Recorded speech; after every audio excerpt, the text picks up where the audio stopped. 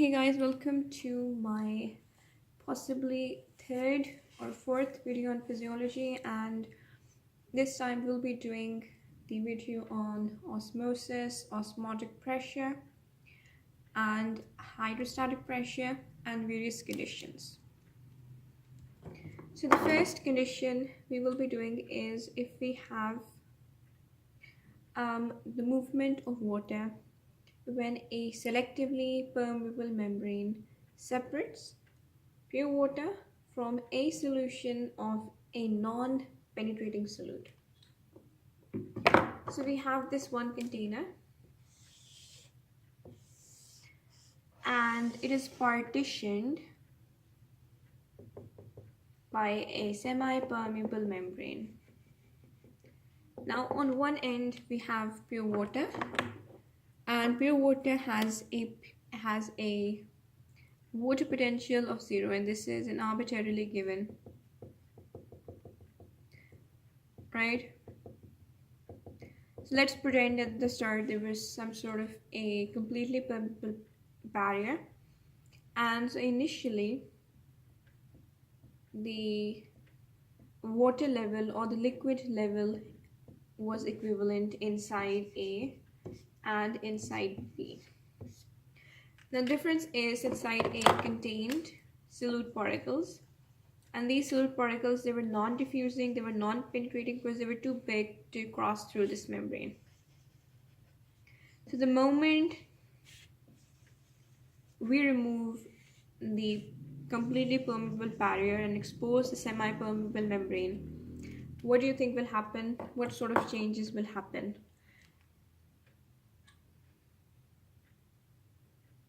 So this is side A and this is side B, or we can call this side 1 and side 2 in accordance to my book Sherwood. So it's really easy for me to relate the theory from the book to this, right? So we have pure water over here, and this over here is a solution that contains a non-penetrating solute, and here we have a selectively permeable membrane, and this membrane, it permits the passage of water but not of the solute, and the water will be moving passively. And what direction?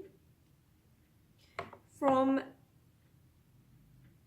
down its concentration gradient. From an area we have a higher water concentration, which will be over here, to an area where we will have a lower water concentration.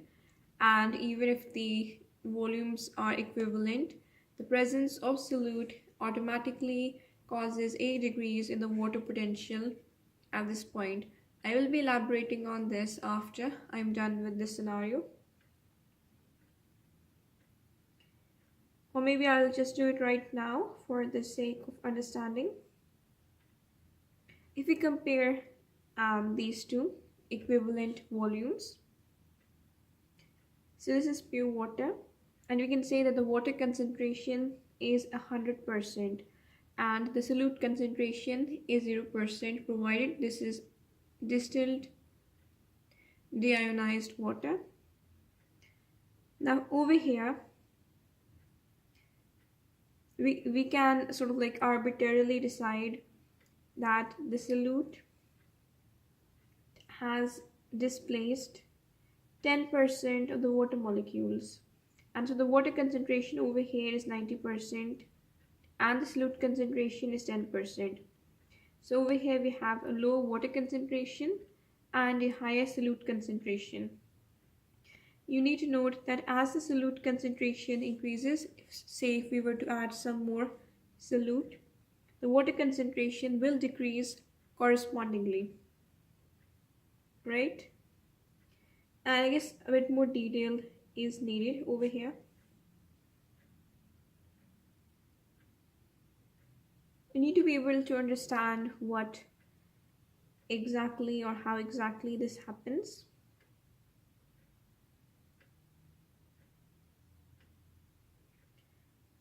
Or maybe we'll find this out a bit later. For now, let's go back to this scenario. So we have movement happening from here, where we have a higher water potential, to side 2, where we have a lower, right? And this is a net diffusion of water. And down its concentration gradient, and this is basically osmosis, because solutions are always referred to in terms of the concentration of the solute. So basically water moves by osmosis to the area of higher solute concentration. So this is a way of defining osmosis, as in this scenario, or we may use. So again, I'll reiterate that this membrane is permeable to water but not to these solute particles. We have a lower H2O concentration, a higher solute concentration, right? So what will eventually happen? What will happen is that the water level will decrease on side 1 as water will move, and will increase by the same amount over here. And basically that's it. So what happens is that when we compare side 1 and side 2, after all of this has happened, we would have a supposed balance point. There won't be any further movement or any further changes in the height of the water. And at that point where the water level is static, what holds true? Number 1, the water concentrations in side 1 and side 2 are not equal. This is interesting.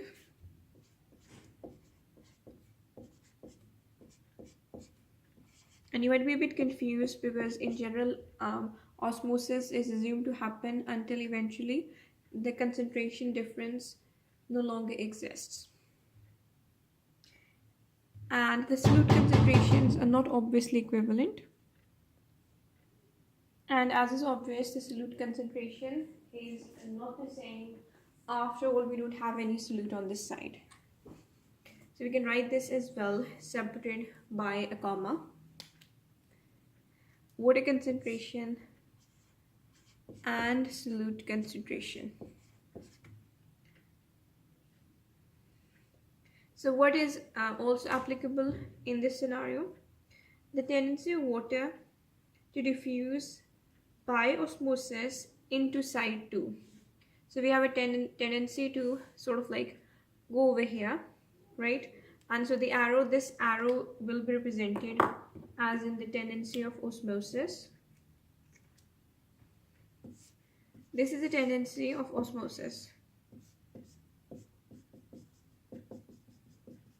right? Is exactly balanced by opposing tendency for hydrostatic pressure difference to push water onto side 1. Obviously, pressure is directly proportional to height, and so we have, because of this difference in the water levels, we have this tendency to move from 2 to 1. So at this point, these basically cancel out.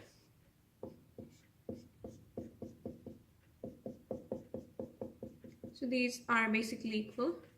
I suppose it would be more technical to make sure the arrows are of the same size. Anyways, at this point there isn't any osmosis and we have a dynamic equilibrium existing. Let's go into a bit detail about the technicalities. So we have the impression that the solutes are pulling or attracting the water. Osmosis is in all actuality nothing more than diffusion of water. So you need to know that even though osmosis is occurring from side 1 to side 2, but the concentrations between the two compartments can never be equal.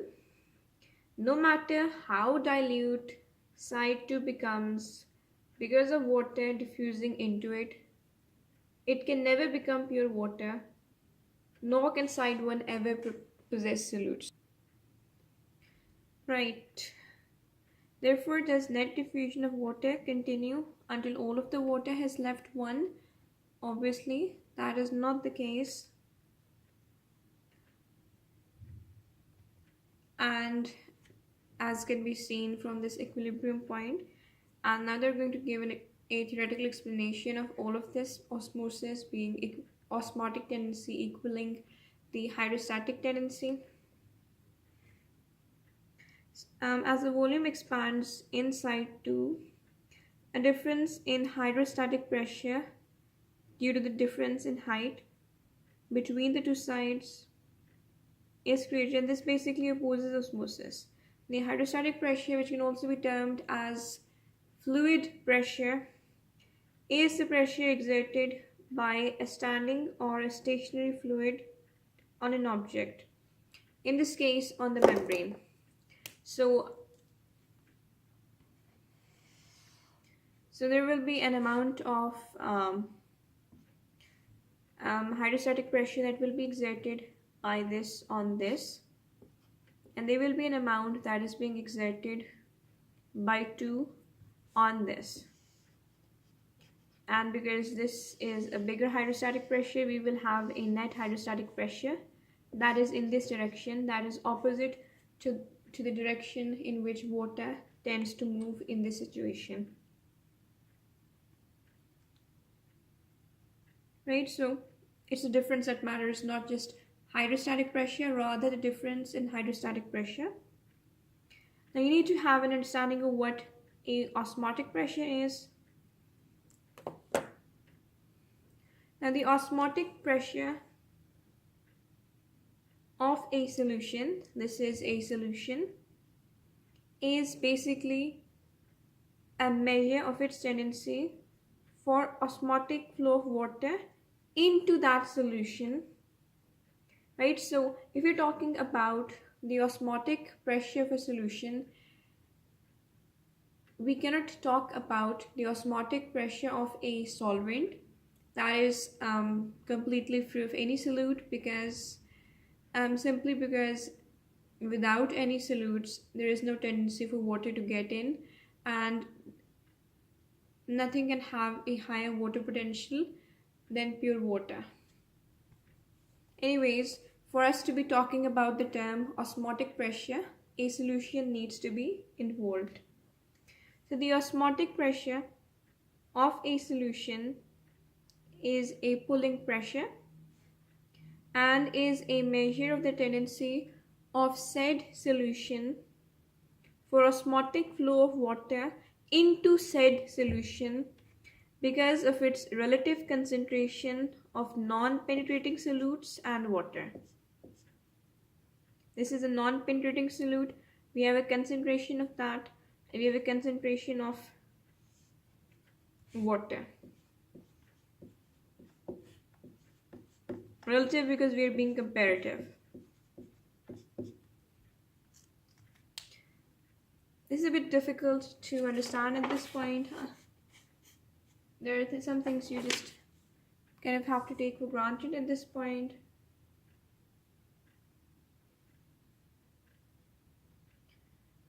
Number one, you can think that osmotic pressure is the exact amount of pressure which is required to stop osmosis. And so basically hydrostatic pressure difference is basically also the osmotic pressure in this scenario. So this difference in hydrostatic pressure is basically the osmotic pressure, and this is explained pretty clearly in Mushtaq, even though that is actually a biochemistry book. And where does osmotic pressure develop? It tends to develop in the more concentrated solution. It will develop in this one because it is this solution that will end up attaining a higher water level in spite of having started at the same level, because water will tend to move into it because of its osmotically active solutes. So hopefully all of this is kind of like making sense now.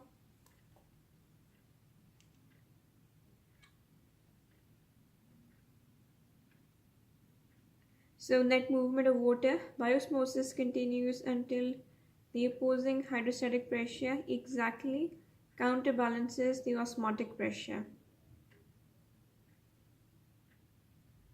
If we define osmotic pressure as the tendency of this solution to sort of like pull water into it owing to its relative concentration of non-diffusing solute and water content, then we can say that this thing over here is the osmotic pressure because it is directed on the more concentrated solute,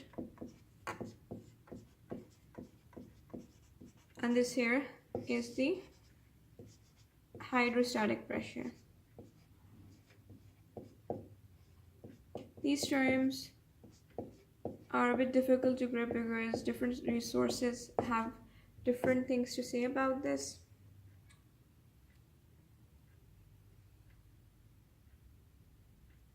Now the magnitude of the osmotic pressure is equal to the magnitude of the opposing hydrostatic pressure necessary to completely stop osmosis. So these need to be exactly the same. So the greater the concentration of the non-penetrating solute, the lower will be the concentration of water, obviously. And the greater will be the drive for water to move by osmosis from pure water into said solution, and the greater will be the opposing pressure required to stop the osmotic flow. Because obviously if this is having a big value, the hydrostatic pressure will also need to have a big value in order for their values to cancel out. Therefore, a solution with a high concentration of non-penetrating solute exerts greater osmotic pressure than a solution with a lower concentration of non-penetrating solute.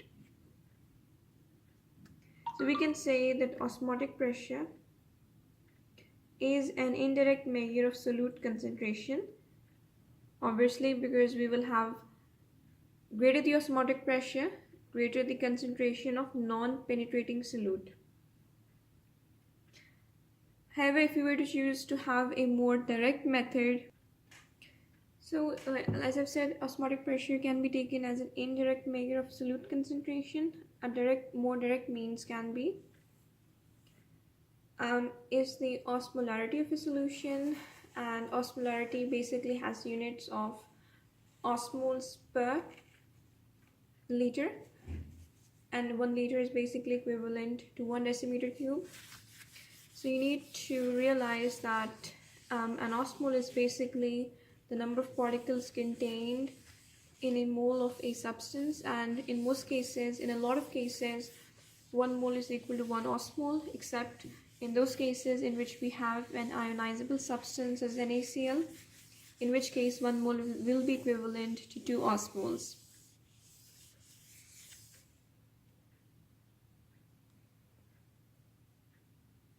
Right? And we typically express the osmolarity of body fluids in milli-osmomoles because we have a pretty low solute concentration within our body as a general rule. Right? And you need to remember that osmolarity is dependent on the number and not on the nature of the particles. So literally any mixture of particles can contribute to the osmolarity of a solution. Though, as I'm sure you can understand, when we talk about osmolarity, we're talking about the contributory nature of non-diffusing solutes, not the ones which can diffuse. They will not have an effect as such. So what is the normal osmolarity of body fluids? The normal osmolarity is 300 milliosmol. We've understood movement of water when pure water is separated from a solution by a membrane that is permeable to water but not to non-penetrating solutes. And in the body, the plasma membrane separates the intracellular fluid and the extracellular fluid, and both of these contain solutes, some that can and others that cannot penetrate the membrane. So we have talked about the situation when we have solutes that cannot penetrate. Let's talk about a situation in we have two solutions of differing osmolarities separated by a selectively permeable membrane, but one that does permit the movement of water and of some solutes. So let's start. So let's draw the container first and have a semi-permeable membrane. And let's draw basically water levels and equivalent water levels as before. And let's draw in some solutes, but different amounts. Let's have 3 over here and let's have 4 over here. So we're assuming that solutions of unequal concentration of penetrating solute of different osmolarities are separated by a membrane that is permeable to both water and to the solute in question.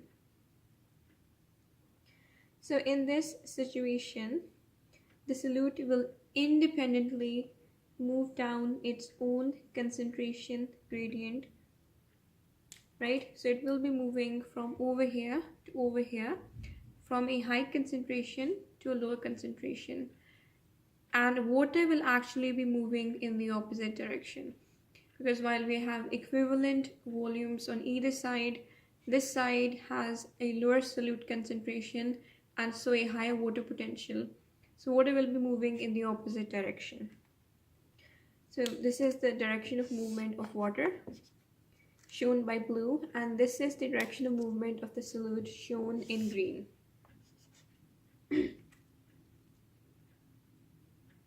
So basically this movement will continue until both solute and water are evenly distributed across the membrane, and I will basically be showing you what that means.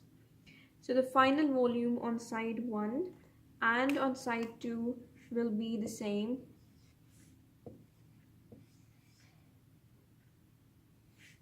and there will literally be no change. And why is that? It's because water and the solute molecules, they merely exchange places between the two sides until their distribution is equalized. That is, an equal number of water molecules move from side 1 to side 2 as solute molecules move from side 2 to side 1. So the total number of molecules at side 1 in the beginning is equal to the total number of molecules at side 2 in the end. But which molecule is present will basically have changed.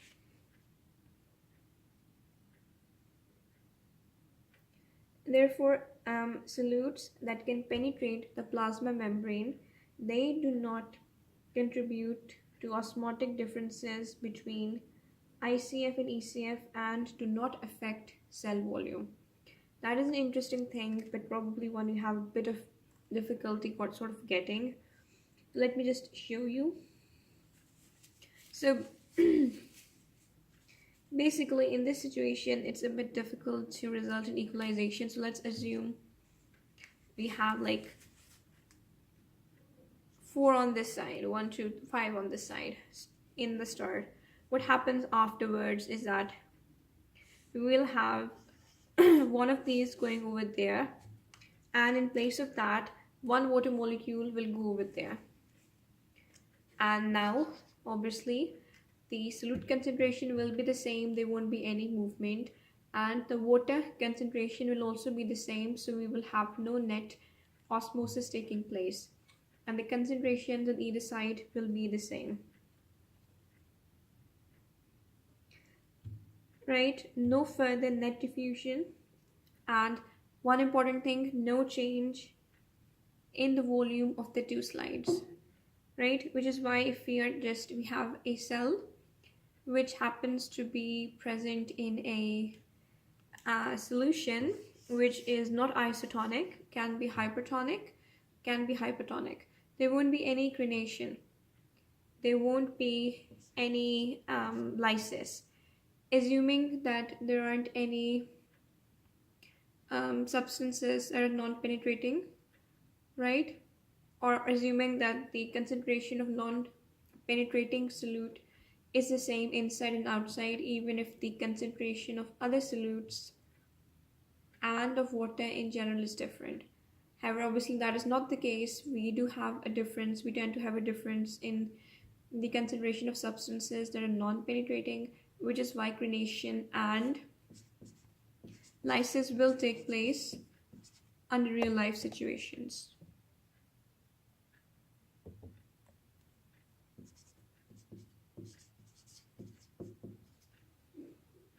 However, there won't be any sort of like osmotic pressure, because as earlierly defined, osmotic pressure is the tendency to move, right, from one point to another. But because in general after a while there will be inequalization, so that continuous ever existing osmotic pressure will not be there, because the solutes would and the water would equalize each other and there won't be any difference to speak of.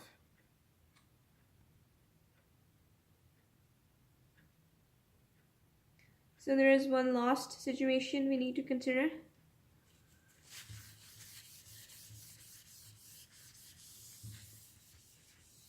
The third case is when movement of water when a membrane separates equal and unequal solutions of a non-penetrating solute.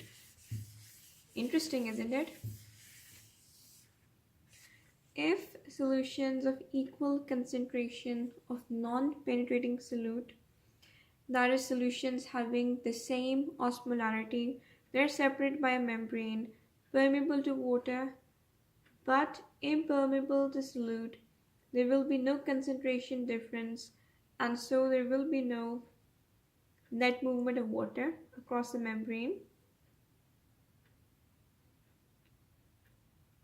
And obviously the solute is incapable of moving because of the membrane being impermeable and because there isn't any concentration gradient that exists even if it happened to be permeable.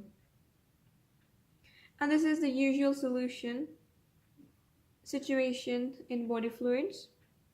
So body fluids cells normally do not experience any net gain or loss in volume because the concentration of non-penetrating solutes in the ECF is normally carefully regulated primarily by the kidneys, so that the ECF osmolarity is the same as the osmolarity within the cells. ECF is basically extracellular fluid osmolarity, and the osmolarity of the extracellular fluid and the extracellular fluid includes the plasma and the interstitial. It's basically the same as the osmolarity within the cell, that is the osmolarity of the intracellular environment. So both have this value of 300 osmoles, and all the intracellular solutes are assumed to be non-penetrating. I'll repeat this again. So why do body cells normally not be crenated or split apart when they're basically traveling in the plasma? Let's talk about RBCs. It's because the osmolarity is the same. And how did we define osmolarity? It is basically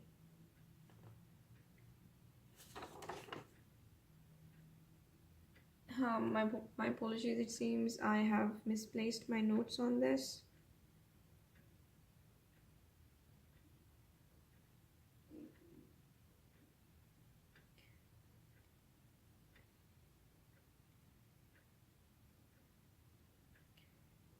It's basically total solute concentration.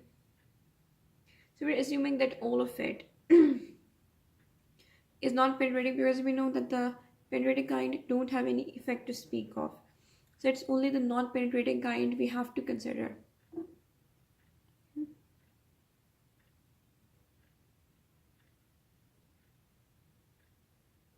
Hope Hopefully that makes sense, right? If we assume unequal concentrations of non-penetrating solute, that is of different osmolarities, is separated by a membrane, permeable to water but impermeable to solute. So osmotic movement of water across the membrane is driven by the difference in osmotic pressure of the two solutions, right?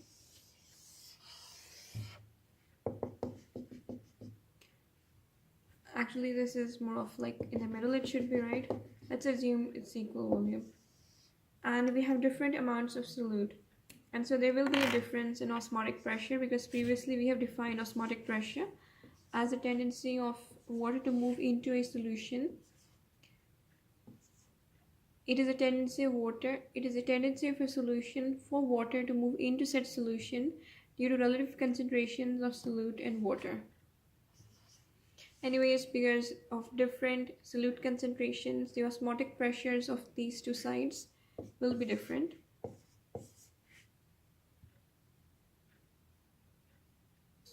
So osmotic movement across the membrane is driven by the difference in osmotic pressure, right?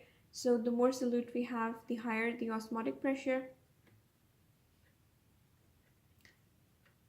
or the tendency to move in that direction. So this one will be, say, opposing, it will be having this much of an impact, and on this side we'll be having much more impact, and so net direction will be this, and so we will be moving from the lower concentration to the higher concentration.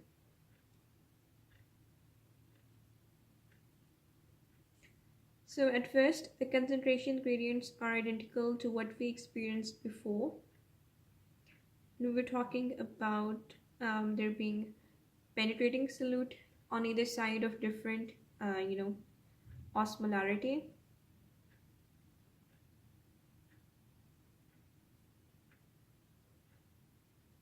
So that diffusion of water takes place from side 1 to side 2, but because the solute cannot cross the membrane down its gradient, there will be certain problems.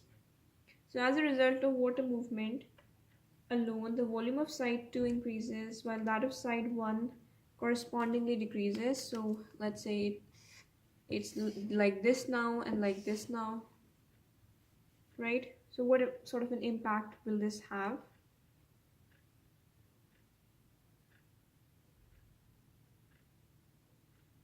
The loss of water from side 1 increases the solute concentration on side 1. So we have a higher solute concentration now. The same